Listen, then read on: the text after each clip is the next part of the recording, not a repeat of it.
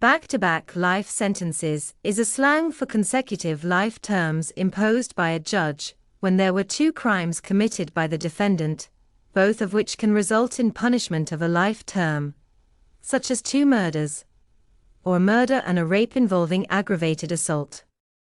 The purpose of making the sentences subsequent, back-to-back, and not concurrent, served at the same time, is to lessen the chance of parole, since if parole were permissible after 25 years, the defendant would then begin the second life sentence and would wait another 25 years for a parole hearing.